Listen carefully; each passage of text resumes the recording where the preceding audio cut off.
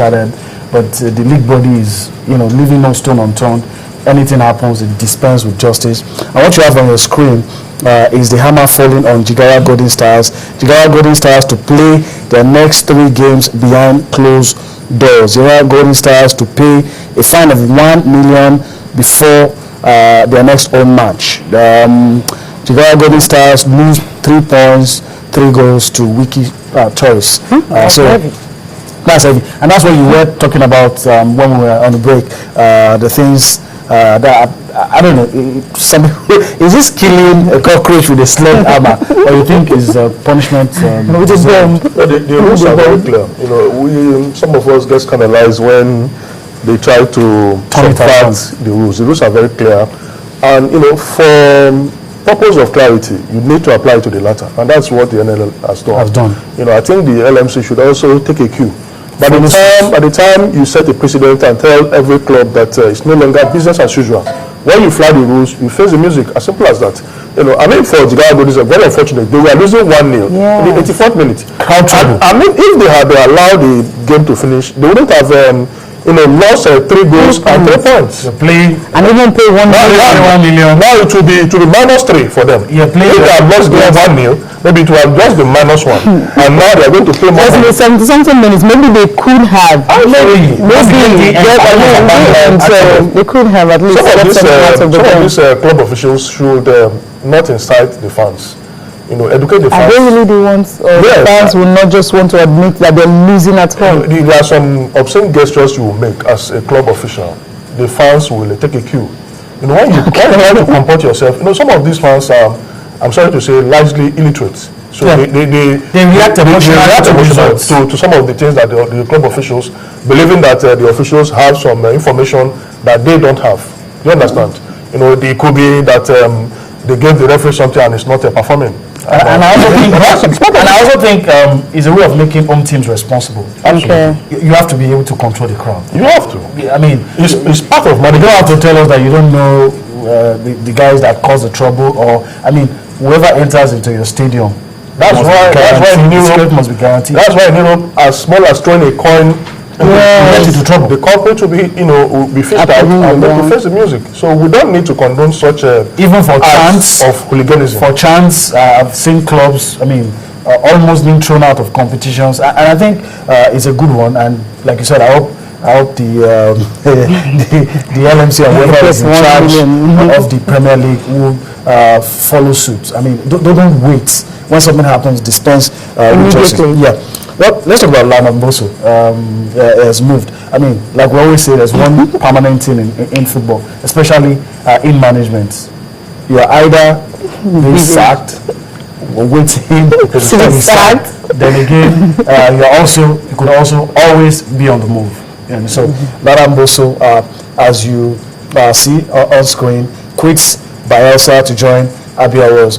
Bayelsa United, remember, were very close to winning the league. We saw one of the games towards the end of the season where they were robbed, and this man in the picture was instrumental to the run of Bayelsa. Let's not delve into what happened that made him quit, but going to Abia Warriors, what kind of impact do you think Ladan Boso will have?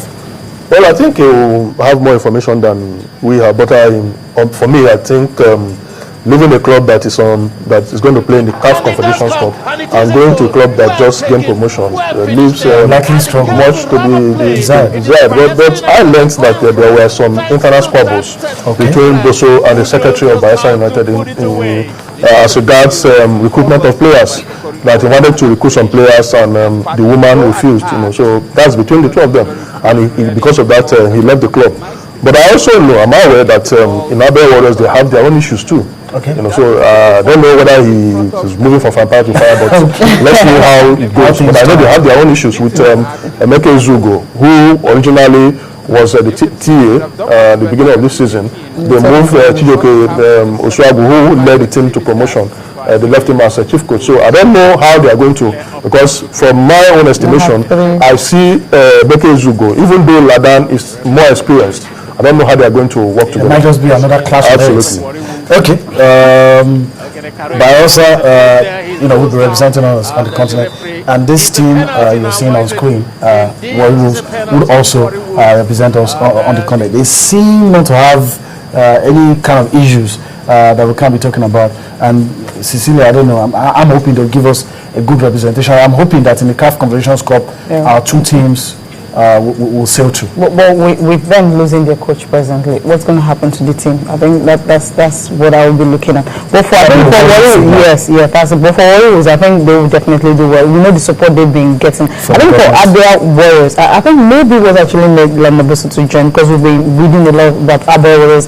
They're coming down, getting new boots, getting more money and everything, and the way the government is actually supporting the club, wanting them to succeed. Maybe that could be the major attraction.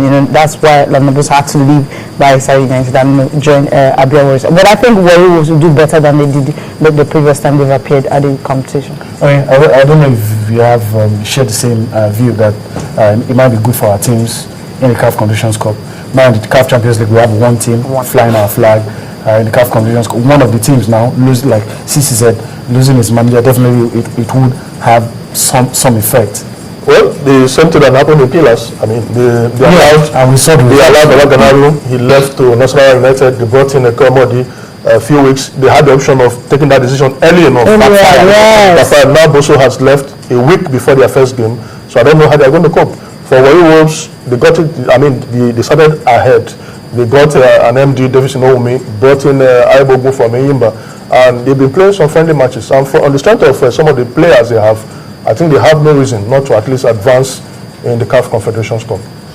Okay, this is wishing all our teams left on the continent the best of luck, and for those that have one or two issues to sort out, we hope that they do sort those issues out and give us a good representation in the CAF competitions they're in. We'll go on a break now. We're going to take a report on canoeing in Nigeria. As a matter of fact, the report was put together by our own Cecilia Omorogbe. We'll allow you enjoy that report, and we'll come back for more on Sports Tonight. Water sports may not be very popular in Nigeria, but the introduction of canoeing, kayak, slalom and local paddling to the National Sports Festival could see the sport placed second to football. It's an event that can give you about over 40 medals. So any state that gets half of it already won the federation competition. Well, I fought hard to make sure it get into the National Sports Festival, because it's a winning event. So therefore, we live here as coaches. You are not my disciples. We're going to spread the news and gospel of rowing in this country. In Lagos, we have been able to go from the beginning of this year to every waterside, almost all the waterside in Lagos. And as I speak with you, with the help and the sponsorship of the Admiral, they've been coming for training, and we have 42 athletes, new athletes. To achieve this, coaches are being trained in the classroom and water. First, slowly out, and we just make short 100 meters. After we've made it 2 times in the K2, change over to C1, and we'll make it again 2 times in the C1 for the session, all right? The focus at the K2, which is double kayak, and C1 canoeing. For the coaches, the impacts of the training will not only enhance the performance, but also that of the athletes.